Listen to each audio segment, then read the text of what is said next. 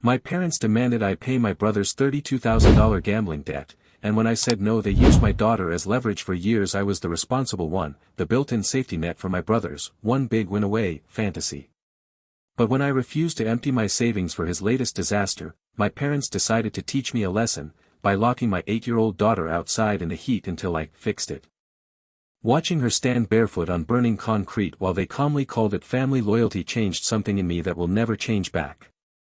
Hi, I'm Marcus, I'm 34, and last Sunday everything cracked open when I told my parents I wouldn't pay off my brother's gambling debt.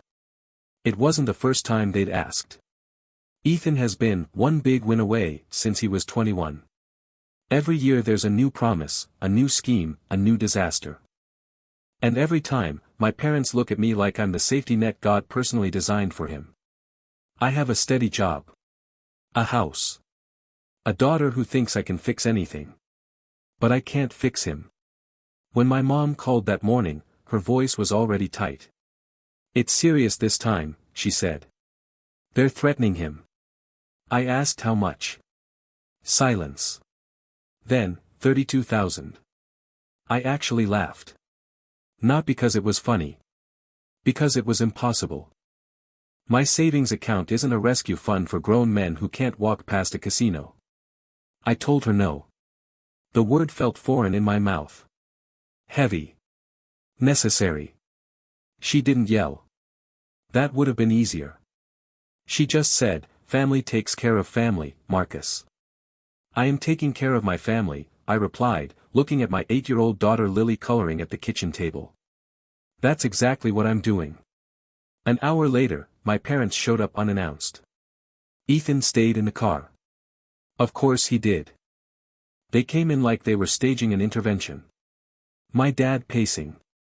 My mom crying. Telling me I was choosing money over blood. That I'd regret it if something happened to him. I kept my voice steady. I said no again. That's when my mom's face changed. Not anger. Something colder. "Fine," she said quietly. "If that's how you want to play this." I didn't understand what she meant until later that afternoon, when I walked into the backyard and realized Lily wasn't there anymore. The first thing I noticed was the silence. Lily is never silent. She hums when she colors. She narrates her games. She talks to the dog like he's her assistant. But the backyard was still. Too still. Her chalk was scattered across the patio. The gate was closed. My chest tightened. I called her name once. Then louder. Nothing. That's when I heard it, a small, shaky knock. Not from the yard. From the front of the house. I ran through the hallway and opened the front door. And there she was. Standing outside. Barefoot. The sun had shifted, and the concrete was hot enough that she was lifting one foot at a time, trying not to cry. The storm door was locked from the inside. She looked up at me and whispered, "Grandma said I needed to wait outside until you decided to help Uncle Ethan." For a second, my brain refused to process the sentence. "What?" She said, "We can't come back in until you fix it." "We." My stomach dropped. I turned around slowly. My parents were standing in the living room. Calm. Watching. "You locked her out." My voice didn't sound like mine anymore. My dad folded his arms. "She's fine. It's just a lesson." "A lesson?" I stepped inside, pulling Lily behind me. Her hands were trembling. "She's 8. My mom's eyes were red, but not from guilt. From frustration. "You don't understand what's at stake." "No," I said, my voice shaking now. "You don't." Ethan finally stepped through the doorway behind them. He wouldn't look at me. "Tell him," my mom demanded. "Tell him what they said they'd do." Ethan mumbled something about broken windows.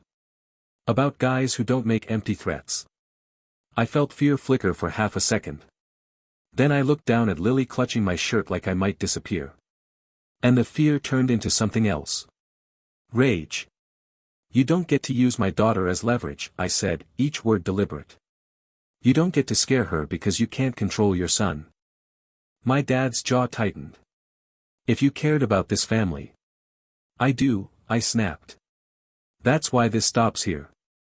The room went quiet. And that's when I said something I never thought I'd say. If you ever put her in the middle again, you won't see either of us. The words hung there longer than I expected. My mom blinked first. Like she genuinely thought I was bluffing. You wouldn't keep her from us, she said softly, almost offended. We're her grandparents. And you just locked her outside, I replied. No one argued with that. Ethan finally looked up at me. For the first time all day, the arrogance was gone. He looked small. Cornered. They're not playing around, Mark, he muttered. I messed up. I studied him. My little brother. The kid I used to walk to school. The teenager I covered for when he crashed Dad's car. The grown man who still thought someone else would clean up his mess. You did, I said.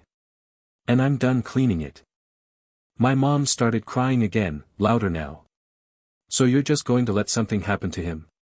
No, I said calmly. I'm going to help him call the police. I'm going to help him talk to a lawyer. I'll sit with him while he figures out bankruptcy. I'll drive him to meetings. I will not hand over $32,000 to criminals and teach him this works. Ethan swallowed. He knew I was right. My dad's shoulders slumped, just slightly. The fight drained out of him. Because deep down, he knew too. Lily was still pressed against me. I crouched down and brushed her hair back. You're never being sent outside like that again. Ever. Okay. She nodded, eyes glossy but brave. I stood up and opened the front door. You need to leave, I said. Not screaming. Not dramatic. Just clear. They hesitated. Then, one by one, they walked out. Ethan paused before stepping off the porch. I'm sorry, he said, and this time, it wasn't to our parents. It was to me. I closed the door. The house felt different. Quieter. But not empty. Lily wrapped her arms around my waist. Are we in trouble? No, I said, holding her tighter than I ever had. We're safe. That night, I changed the locks. Not because I hate my parents. But because being a son is optional. Being her father isn't.